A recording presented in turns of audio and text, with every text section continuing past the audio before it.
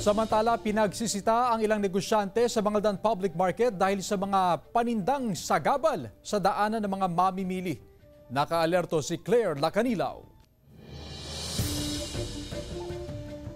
Nag-e-extend daw ng stalls ng kanilang mga paninda ang ilang negosyante sa pamilihang bayan ng Bangaldan, Pangasinan. Nagiging sagabal daw ito sa daanan, lalo na kung dagsa ang mga mamimili. Naapektuhan din daw ang kita ng ilang negosyante, lalo na sa fish section dahil hindi na raw sila pinupuntahan ng mga mamimili. Kaya maya't maya ang paninita ng otoridad sa mga pasaway na negosyante. Mga extension dyan, karamihan mga bumibili hindi na pumapasok dito.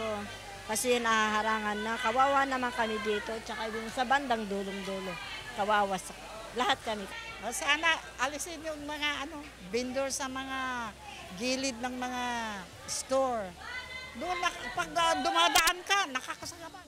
Ayon sa Bangaldan Market Division, araw-araw ang kanilang pag-iikot sa pamilihan upang sitahin ang mga negosyante na naglalagay ng extension ng kanilang mga paninda. Gumawa na rin ng petisyon ang presidente ng Fish Vendor Association para sa pagsasaayos ng mga pwesto sa pamilihan. Kahit saan sila magpunta, kung tinawag na fish section po, dapat fish section yung nakalagay doon. Tapos yung daan para lumuwag, para yung mga mamimili, maluwag silang umiikot. Sinasaway namin sila, pero mang pagtalikod namin binabalik. Yun ang problema. Pag andun kami, they observe the rules. Pero pagka umalis na rin kami, wala na. Kasama si Henry Duminsil, Claire Lacanilaw, 1 North Central Luzon.